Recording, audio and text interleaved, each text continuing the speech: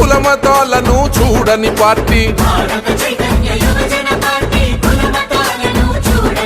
జై ఎత్తర జెండా పట్టర జెండా బీసీ వై జెండా ఓ గుండెల నిండా నింపర జెండా బీసీ వై జెండా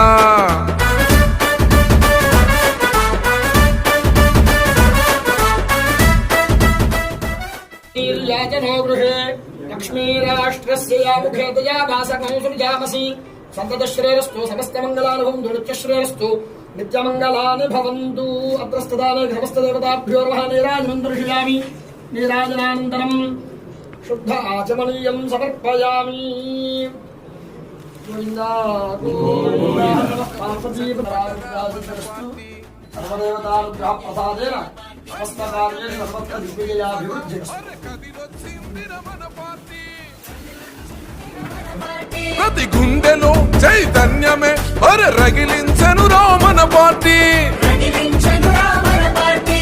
అసమానతలు అంతం చేసే యువన భారత చైతన్య యువజన పార్టీ తెలంగాణ రాష్ట్ర కార్యాలయం ప్రారంభోత్సవం సందర్భంగా జరుగుతున్న మొట్టమొదటి పత్రికా సమావేశానికి ఇక్కడికి విచ్చేసిన పెద్దలకు నాయకులకు మీడియా మిత్రులకు ప్రింట్ ఎలక్ట్రానిక్ డిజిటల్ మీడియా మిత్రులందరికీ కూడా పేరు పేరున హృదయపూర్వక నమస్కారాలు తెలియజేస్తున్నాను.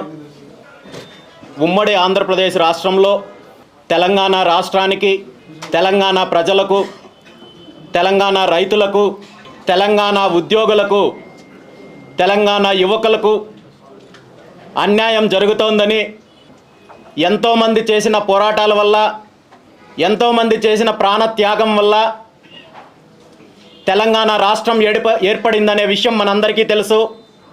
తెలంగాణ రాష్ట్రం ఏర్పడ్డాక ప్రధానంగా నీరు, నిధులు, నియామకాలు అంటూ ఈ 3 అంశాల మీద ఈ రాష్ట్రానికి, ఈ రాష్ట్ర ప్రజలకు న్యాయం చేస్తానని చెప్పి అధికారంలోకి వచ్చినప్పటి టీఆర్ఎస్ పార్టీ, ఇప్పుడు బీఆర్ఎస్ పార్టీగా ఆవిర్భవించిన పార్టీ గత 9 సంవత్సరాల పరిపాలనలో తెలంగాణ రాష్ట్రానికి సంబంధించిన ఏ ఒక్క వర్గానికి న్యాయం చెయ్యలేదు, ఏ ఒక్క రంగంలో కూడా ఈ రాష్ట్రం అభివృద్ధి చెందలేదు అనే విషయాన్ని ఈరోజు తెలంగాణ రాష్ట్ర ప్రజలు గుర్తించారు.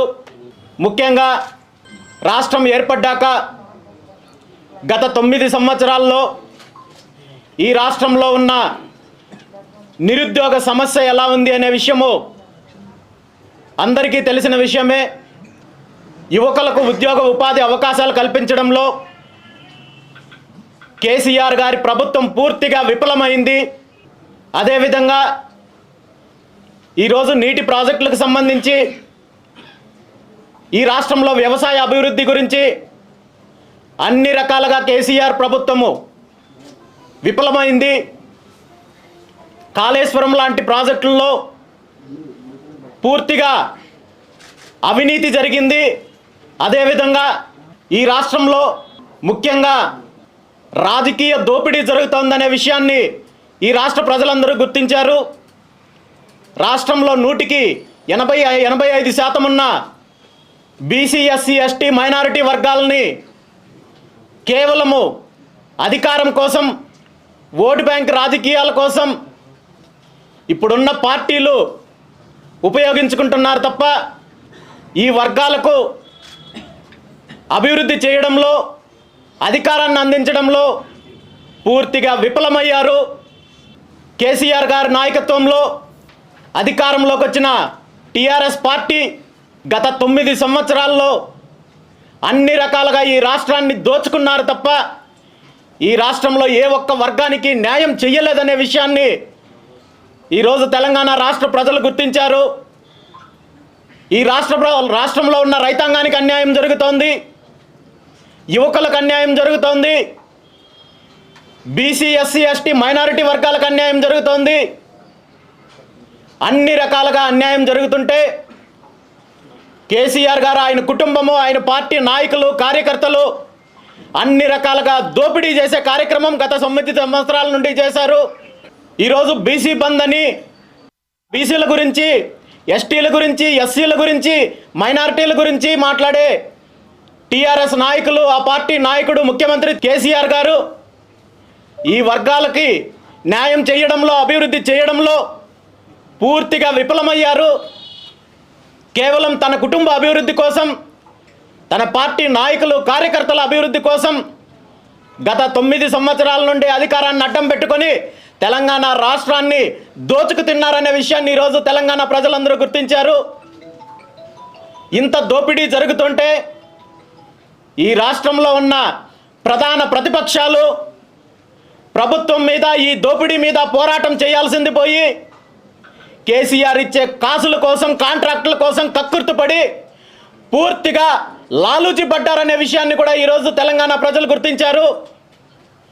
తెలంగాణ రాష్ట్రంలో రైతాంగానికి మేలు జరగాలన్నా, యువత అభివృద్ధి చెందాలన్నా, మరీ ముఖ్యంగా రాజకీయ దోపిడీతో పాటు అన్ని రకాలుగా దోపిడీకి గురవుతున్న బీసీ, ఎస్సీ, ఎస్టీ, మైనారిటీ వర్గాల అభివృద్ధి చెందాలంటే ఈ రాష్ట్రంలో రాజకీయ మార్పు కావాలి అని తెలంగాణ రాష్ట్రంలో ఉన్న మెజారిటీ వర్గాలు, మెజారిటీ ప్రజలందరూ కూడా కోరుకుంటున్నారు. ఈరోజు తెలుగు 2 రాష్ట్రాల్లో జరుగుతున్న అన్యాయాలపైన, తెలుగు రాష్ట్రాల్లో జరుగుతున్న రాజకీయ దోపిడీ మీద అధికారాన్ని అడ్డం పెట్టుకొని ఈరోజు పేదలను ఏ విధంగా అణచివేస్తున్నారు, ఏ విధంగా బీసీ, ఎస్సీ, ఎస్టీ, మైనారిటీ వర్గాలను అణచివేస్తున్నారు, వీటన్నింటి మీద ఒక మార్పు కావాలి. తెలుగు రాష్ట్రాల్లో రాజకీయ మార్పు జరిగినప్పుడే ఇక్కడ వ్యవసాయ అభివృద్ధి కోసం కానీ, యువత ఉద్యోగ ఉపాధి అవకాశాల కోసం కావచ్చు, ముఖ్యంగా బీసీ, ఎస్సీ, ఎస్టీ, మైనారిటీ వర్గాలకు సంబంధించిన అభివృద్ధితో పాటు రాజకీయ స్వాతంత్రం కావాలంటే రాజకీయ మార్పు కావాలి అనే ఆశయంతో ఆవిర్భవించిన భారత చైతన్య యువజన పార్టీ ఆంధ్రప్రదేశ్ రాష్ట్రంతో పాటు తెలంగాణ రాష్ట్రంలో పూర్తిగా విస్తృతంగా ప్రజల్లోకి వెళ్ళడానికి నిర్ణయం తీసుకుంది. అందులో భాగంగా వచ్చే తెలంగాణ అసెంబ్లీ ఎన్నికల్లో భారత చైతన్య యువజన పార్టీ తెలంగాణలో పోటీ చేయడానికి నిర్ణయం తీసుకుంది. బీసీవై పార్టీ ఏ ఆశయంతో అయితే ఆవిర్భవించిందో, ఏ సిద్ధాంతాల కోసం అయితే ఆవిర్భవించిందో ఆ ఆశయాలని తెలంగాణ రాష్ట్రంలో అమలు చేయడానికి పూర్తిగా పోరాటం చేయడానికి సిద్ధంగా ఉందని చెప్పి ఈ సందర్భంగా తెలియజేస్తూ, తెలంగాణలో జరుగుతున్న అసెంబ్లీ ఎన్నికల్లో పోటీ చేయడానికి సిద్ధపడిన బీసీవై పార్టీకి కేంద్ర ఎన్నికల సంఘం వారు చెరుకు రైతు గుర్తుని కేటాయించినందుకు కేంద్ర ఎన్నికల సంఘానికి మనస్ఫూర్తిగా ధన్యవాదాలు తెలియజేస్తూ,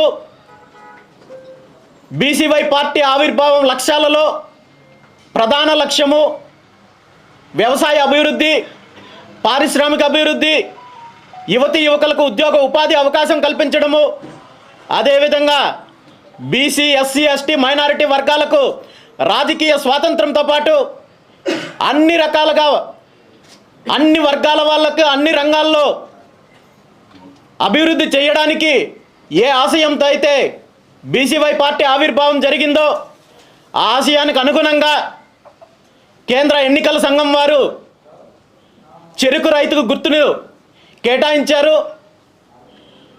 వచ్చే అసెంబ్లీ ఎన్నికలకు సంబంధించి తెలంగాణ రాష్ట్రంలో పోటీ చేయబోయే అభ్యర్థులకు ఎన్నిక గురించి, అదేవిధంగా బీసీవై పార్టీ రాష్ట్ర కమిటీకి సంబంధించి కూడా రాబోయే 3-4 రోజులు కూడా పూర్తిగా కసరత్తు నిర్వహించి నవంబర్ 1వ తేదీన తెలంగాణ రాష్ట్ర అసెంబ్లీ ఎన్నికలకు సంబంధించిన అభ్యర్థుల వివరాలు, అదేవిధంగా రాష్ట్ర పార్టీకి సంబంధించిన కార్యవర్గము ప్రకటించడం జరుగుతుందని చెప్పి ఈ సందర్భంగా తెలియజేస్తూ, తెలంగాణ రాష్ట్రంలో వ్యవసాయ అభివృద్ధి కోసం, యువతీ యువకుల అభివృద్ధి కోసం, బీసీ, ఎస్సీ, ఎస్టీ, మైనారిటీ వర్గాల అభివృద్ధి కోసం, అదేవిధంగా విద్యా విధానంలో మార్పు కోసం, వైద్య విధానంలో మార్పు కోసం, ఉద్యోగులకు భద్రత కల్పించడంతో పాటు వారి భవిష్యత్తు కోసం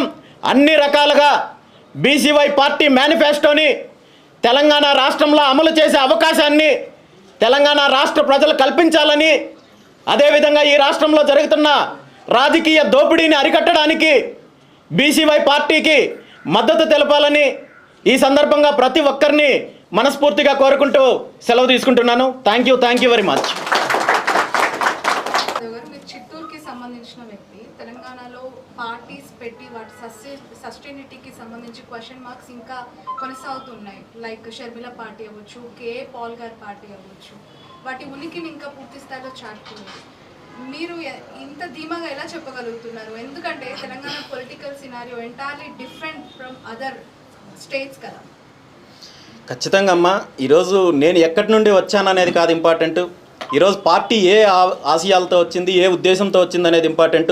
మరి నేను చిత్తూరు నుండి వస్తే కేసీఆర్ గారు విజయనగరం నుండి వచ్చారు, ఆయన కూడా ఆంధ్ర నుండినే వచ్చారు కదమ్మా.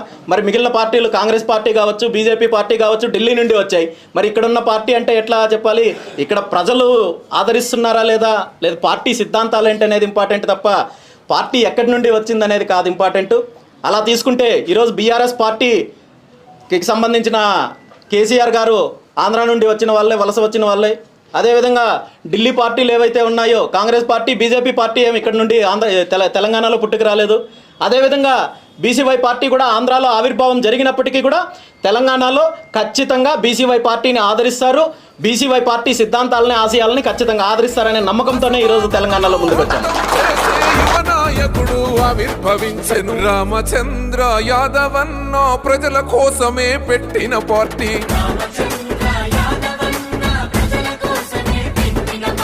భారత చైతన్య యువజన పార్టీ జనం కోసమే పుట్టిన పార్టీ.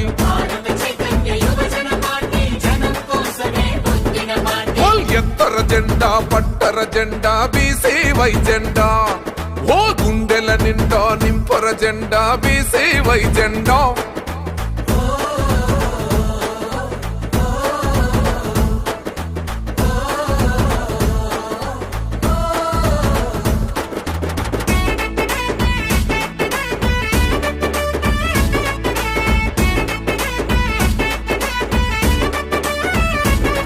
మన ఆడబిడ్డల ఆవేదనలు తీర్చగా వచ్చెను మన పార్టీ.